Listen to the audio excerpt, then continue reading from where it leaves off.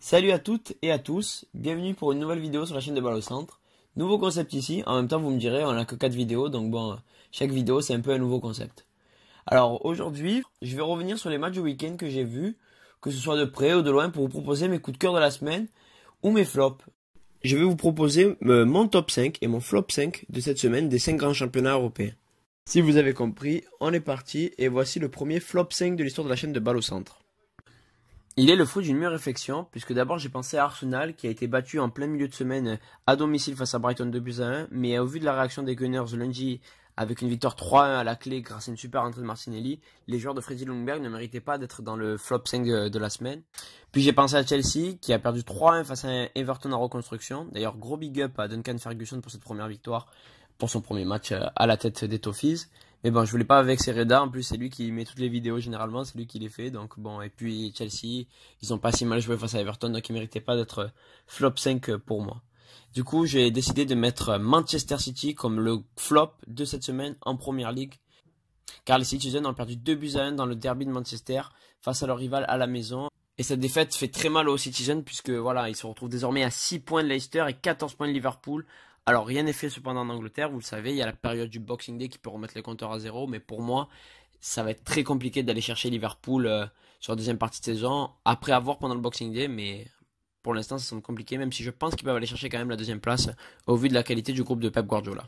Et le flop 4 cette semaine est attribué à Ferland Mendy. Alors malgré sa titularisation lors de la victoire du Real Madrid 2-0 au Bernabéu contre l'Espagnol, le Français a écopé de 2 cartons jaunes synonymes d'expulsion. Le Français ratera le match face à Valence ce week-end. Et ça pénalise fortement le Real Madrid car Marcelo est blessé, on le rappelle. Et du coup, ça oblige Zizou à bricoler au poste d'arrière gauche. C'est dommage pour Ferland Mendy qui aurait pu enchaîner les matchs là et du coup se retrouver dans les tribunes le week-end prochain. Ça va stopper un peu sa progression et ça montre aussi l'adaptation qui est compliquée pour le Français. J'espère pour lui qu'il reviendra plus fort, mais pour l'instant, Ferland Mendy et le Real Madrid, c'est loin d'être une grande histoire, contrairement à celle de Karim Benzema là, qui empile les buts et qui a fait une performance hors norme encore une fois ce week-end. On m'a dit qu'il ne fallait pas tirer sur l'ambulance. Mais comme vous le comprenez bien, en appliquant cette règle, j'aurais eu du mal à créer un flop. C'est pourquoi la troisième place de mon flop cette semaine va au Nîmes Olympique.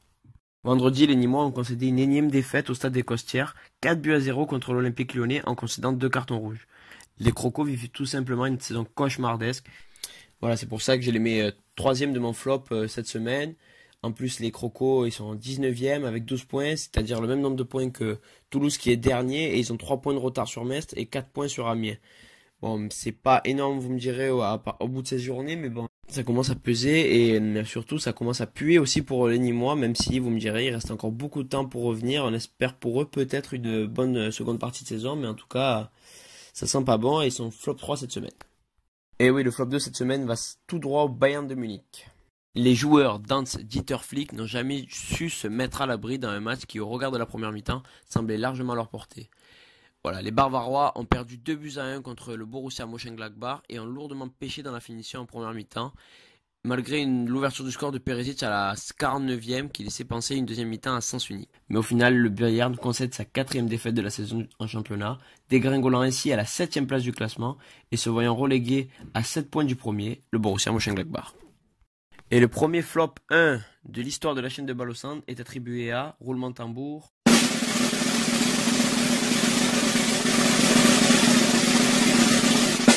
le Corriere dello Sport.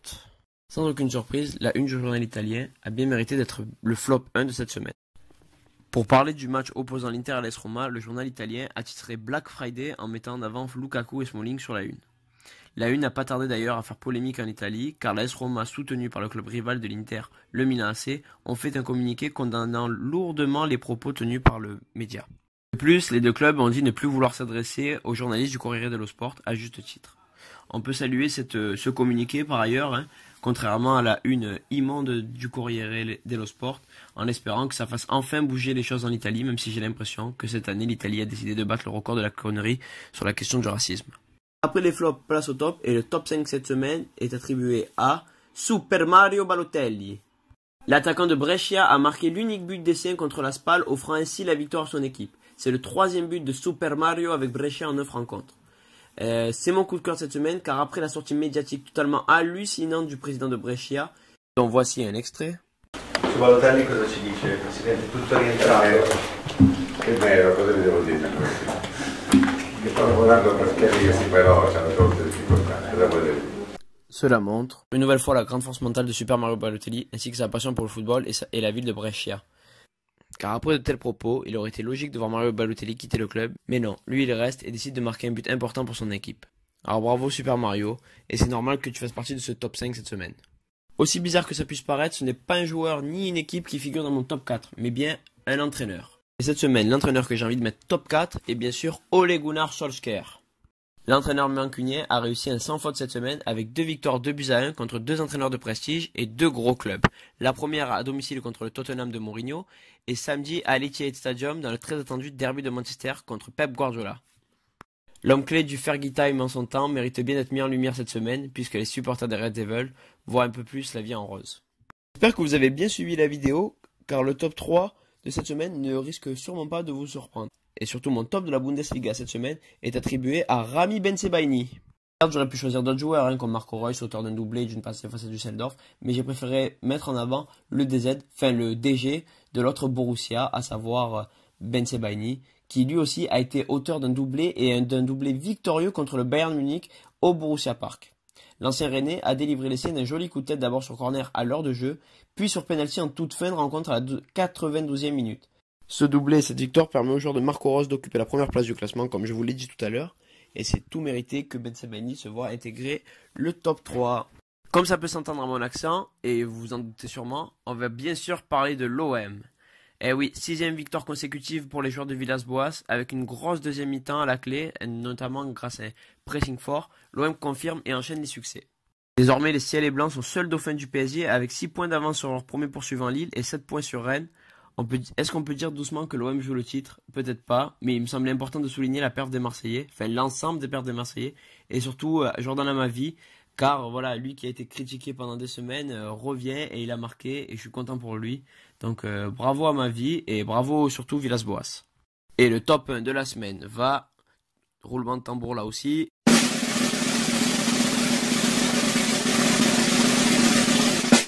Sans surprise, c'est Léo Messi qui vient rafler la première place du top de cette semaine.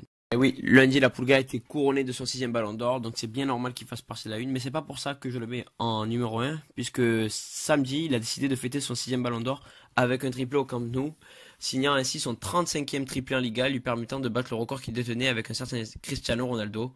Donc si vous avez raté les buts, ça vaut le coup d'aller les voir. Oui, j'aurais pu mettre en avant aussi Joaquin, à 38 ans, le milieu de terrain du Betis inscrit un triplé en 20 minutes contre Bilbao pour une victoire 3-2 d'essai à domicile. Mais bon, Messi, ballon d'or plus triplé et magnifique triplé. On ne pouvait pas passer à côté de Messi. Merci à tous d'avoir suivi cette vidéo. Surtout, n'hésitez pas à dire en commentaire comment s'améliorer, car pour nous c'est très important, ça nous permet de faire grandir la chaîne. En tout cas, j'espère que vous avez apprécié la vidéo et le contenu. Je vous dis à la prochaine pour un nouveau top et flop. C'était Alex pour Balle au Centre. Bye bye.